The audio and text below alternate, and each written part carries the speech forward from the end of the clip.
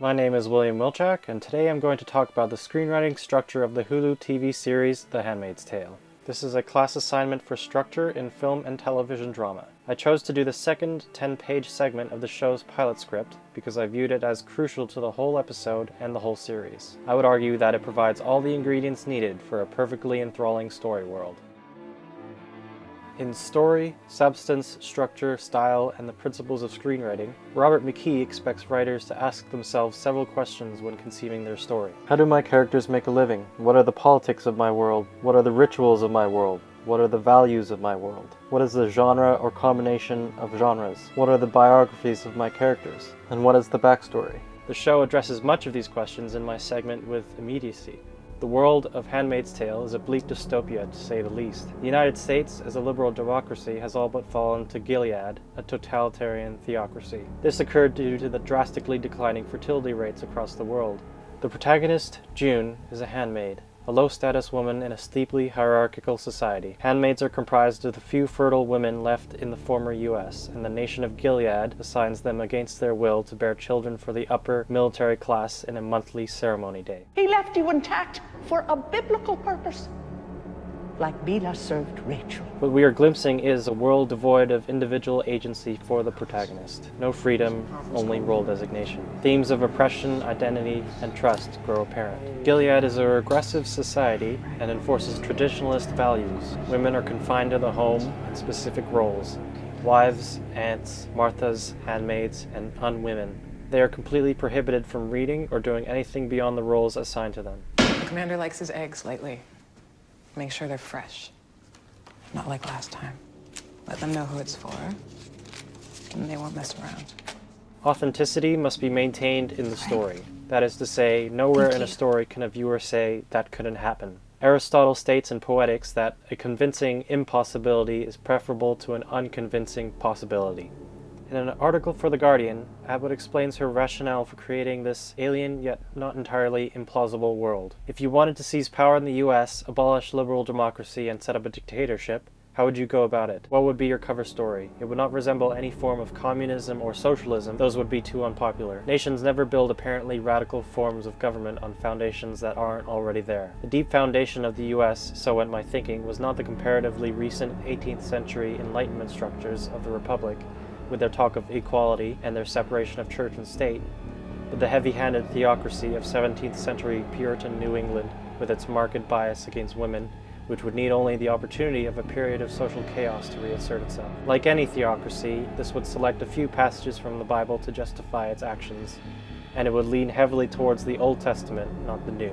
And the showmakers make sure to emphasize that Gilead was using a bastardization of Christianity, not its core tenets. A priest, a doctor,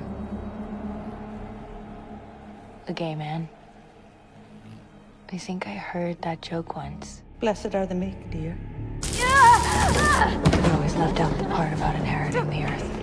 Since The Handmaid's Tale is undoubtedly a tragedy in the tragedy or comedy dichotomy outlined in Aristotle's Poetics, this series emphasizes plot, layering, and complexity. It is also important to note the non-linear storytelling, which I think effectively offsets the oppressive weight of being in Gilead and follows the stream of consciousness of the protagonist. The show is given an evocative visual style to accentuate the oppression theme of the story.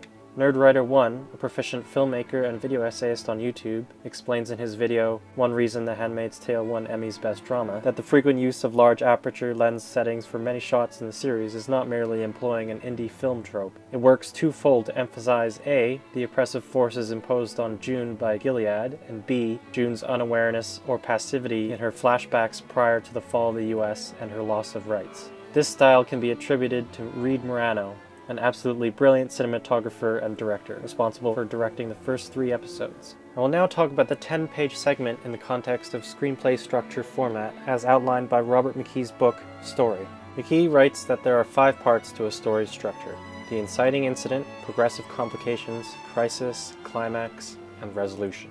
At first, I thought it would be correct to argue that the fall in fertility rates plot point in my own 10-page segment of the screenplay is the inciting incident in this nonlinear story. It prompts the fall of the US and the emergence of Gilead. It also leads to Jude's capture and separation from her husband and daughter, and indoctrination into the role of handmaid. But June is still fertile, so the decline in fertility rates doesn't technically affect her profoundly enough to be designated the inciting incident. McKee explains that as the story begins, the protagonist is living a life that's more or less in balance. Then perhaps suddenly, but in any case decisively, an event occurs that radically upsets its balance, swinging the value charge of the protagonist's reality either to the negative or to the positive. And so, instead, I think the real inciting incident is the very first scene of the episode, in which he's captured and separated from her daughter. And everything shown in my 10-page segment of the episode falls under the second of McKee's 5 segments, Progressive Complication. McKee emphasizes conflict as the driving force for storytelling, and states that story complexity entails the clashing between all 3 levels of conflict: inner conflict, personal conflict, and extra-personal conflict. McKee also writes that the protagonist responds to the sudden negative or positive change in the balance of life in whatever way is appropriate to character and world.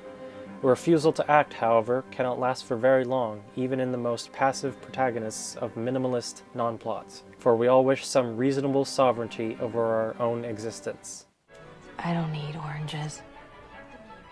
I need to scream.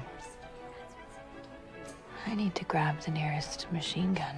The protagonist is hard-pressed to take action, to win her freedom and find her daughter, but attempts at rebellion come with terrible, sometimes fatal consequences in Gilead, as demonstrated by the character Janine's small act of rebellion at the Rachel and Leah Center.